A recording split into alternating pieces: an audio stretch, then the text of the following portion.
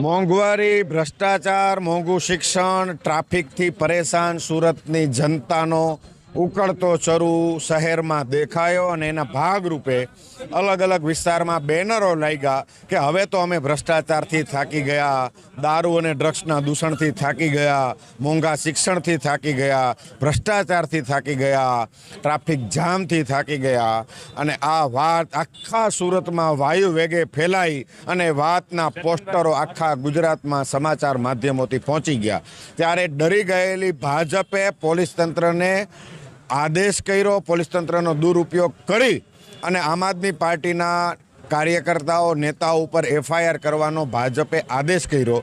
અને એના જ ભાગરૂપે હાલમાં તાજેતરમાં કોળી સમાજના યુવા આગેવાન વિશાલભાઈ ચાવડા, જે પોતે અનેક યુવા સાથીઓની સાથે આમ આદમી પાર્ટીમાં જોડાયા, એમને હેરાન કરવાના આશય સાથે, એમને ડરાવવાના આશય સાથે ભાજપે પોલીસનો જે દુરુપયોગ કર્યો એની સામે આમ આદમી પાર્ટી આજે માનનીય ડીસીપી સાહેબને રજૂઆત કરવા માટે આવી કે આ થાકી ગયા વાળી વાત સુરતની જનતાનો અવાજ છે.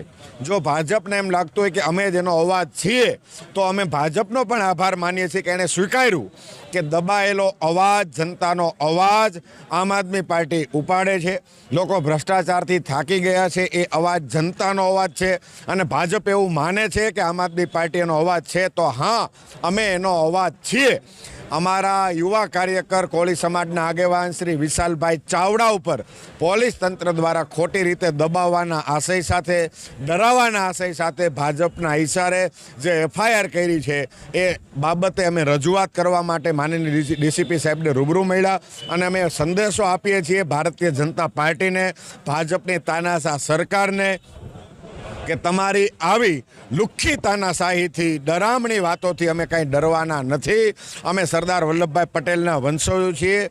ભગતસિંહ અમારા આદર્શ છે અને અમે જેમ પૂજ્ય ગાંધી બાપુના રસ્તે અહિંસાના માર્ગે ચાલવામાં માનીએ છીએ એવી જ રીતના અમે કોઈનાથી ડરવાવાળા નથી. એ આદર્શ સાથે રાજનીતિમાં આવ્યા છીએ અને જનતાનો અવાજ બન્યા છીએ. અમે કોઈ ડરવાના નથી.